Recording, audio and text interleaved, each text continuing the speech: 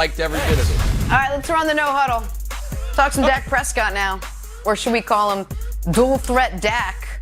Cowboys making it clear this offseason they want Dak to run the ball more. Said the playbook's going to include more QB runs and designed movement. Remember, Dak couldn't do much last season coming off that ankle surgery. Nick, Dak running more. Good idea or bad idea for Dallas? No, it's a terrible idea. And it's a stinging indictment of the highest paid running back in football. Zeke Elliott has the number 1 cap hit of any running back this year. Next year is the number 3 cap hit of any running back. They're like, oh, they could cut him. The Zeke Elliott dead cap hit next year would be number 6 among all running backs. They paid Zeke Elliott to be able to carry the football, but they can't run the football. So now their wildly expensive quarterback brew, who's on essentially fully guaranteed contract, who is, after being uninjurable for the first 4 years of his career, suffered a devastating injury 2 years ago, and last year was banged up throughout and had to miss a game. All of a sudden, we're like, let's run more quarterback runs with him. I'm not doubting Dak can be effective that way, probably more effective than Zeke. But right now, what the Cowboys are trying to tell us is, oh boy, our 2 best options running the football might be our backup running back and our quarterback. That's not a great sign when Zeke Elliott has, let me check, $18 million cap hit this year. So it's a problem. And yeah, it's not something that I would recommend, but there's a lot of things I wouldn't recommend the Cowboys do. All right, you saved yourself with the cap hit thing, because I was about to jump on you about Christian McCaffrey actually being the highest paid running back in the league, and he can't stay on the field. So at least Zeke's playing, all right? But I don't think it's an indictment of Zeke, Nick, but Tony Pollard's going to get more carries. They're using him in the slot as a receiver too this year, but at least they're talking about it and doing it now. But I think he's going to get more carries as well. That's going to be the indictment on Zeke, assuming Pollard can do what he did last year when he averaged 5.5 yards a touch or a carry. As far as Dak, I think what this means, Wiles, I think this just means more rollouts, which I like, where obviously some of them he'll run, but he passes well on the move. And last year, I think they were hesitant to do a lot of that stuff because of the ankle. And this year, they're going to get back to a lot of that. I think that's all this means. Now, if his carries go from like 48 last year to 60, I'm cool with that. But overall, I think this just means he's going to get on the move more, and he's going to be throwing while moving with his legs, not necessarily running the football more. Yeah, so he had the most that he's had, I think, here is he's had 75 at 305 yards a few years ago. I mean, I guess that doesn't seem like a tremendous amount. I would still be super cautious with him. And you know me, from the old Tom Brady, Mac Jones camp, Jenna, I like the old pocket passer. Stand in that pocket, don't take any hits. You don't need to roll out too much. Just throw. I think Dak is fine like that. I wouldn't put Dak in too much jeopardy, Jenna. All right. Hey, guys, get this. NFL executives just came out with their rankings of the top sophomore quarterbacks, quarterbacks heading into their second year. Yeah. What to expect this season from those guys. And coming in at numero uno, Trevor Lawrence, not a huge surprise, but right behind him at number 2, brace yourself, Wilds, Mac Jones. K-Man, which quarterback would you rather have this season, Trevor or Mac? I'll take Mac Jones, Jenna, the Pro Bowler with playoff experience. But I'm not going to take the bait, as Mangini once said. You don't need to put out another person's candle to make yours brighter. This could be just a Lamborghini or Ferrari conversation. They both can be great. Justin Herbert and Joe Burrow, both from the same draft class, both great in their own ways. You don't have to pit them against each other, but if we have to, for the sake of the segment, since Nick was a real stickler that we didn't answer the question perfectly in the A block, I'll play along. I'll take Mac Jones because he's more accurate, his arm strength improved, he's got better leadership, and I'm a little bit more optimistic about the weapons that he's got coming. Not great, that's the one I'm on the most shaky ground about, But I think another year with these guys, and we've got Devontae Parker in there, I feel okay. Maybe Trey Nixon. Nick, I don't know if how much time you spent on Nesson, but we are big on Trey Nixon. So yes, I think we have improved arm strength. The accuracy is, of course, second best for a rookie of all time behind Dak Prescott. So I'm still going with Mac Jones, but Trevor can be good too. Okay. We both can be good. All right.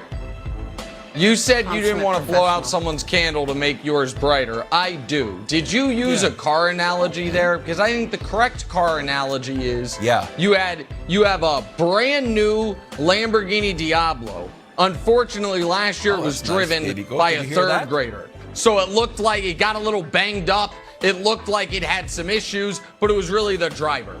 And then you have an 02 Toyota Corolla driven by your father, Wilds. He's going 35 in a 45, signaling 400 yards before a thing. It's like, safe and steady.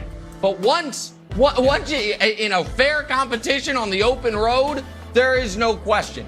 And Brew, I am going to commission the First Things First Council to make an addendum to the bylaws. And it has to do with, I dealt with for years hearing Wilds call Julian Edelman future Hall of Famer. And I bit my tongue and dealt with it. But the Pro Bowler Mac Jones thing, okay? I just want to remind the audience how this happened. I just want to remind the audience how it happened. They named 3 quarterbacks to the Pro Bowl. He was not one of them. They then named an alternate. Okay. He was not the alternate. They then named a second alternate. He was not the second alternate. Okay. They then named a third alternate. So just for a little context there, but did he was go to the Pro Bowl, or did I make a mistake? No. Did I make a mistake on air? Because I'm embarrassed if I did. No, you didn't make a mistake. I'm just asking the audience if they think he was 6th in line for the Pro Bowl, okay? That is just so you know a little context there. Janet Yellen, the Treasury Secretary, is currently 6th in line for the presidency.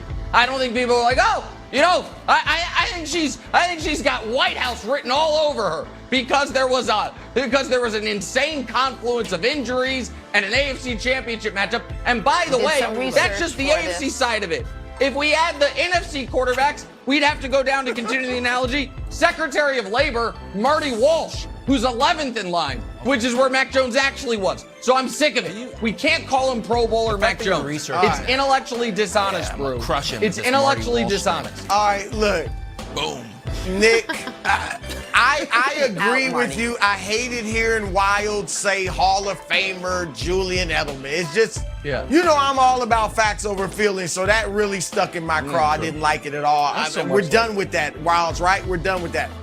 But, Nick, I got to admit, he was a Pro Bowler. Okay? Wilds is not wrong in calling Mac Jones a Pro Bowler.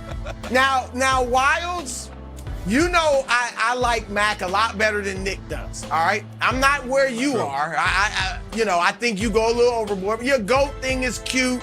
You went a little far with the glasses this morning, but he's cute. It's a nice little shtick, all right?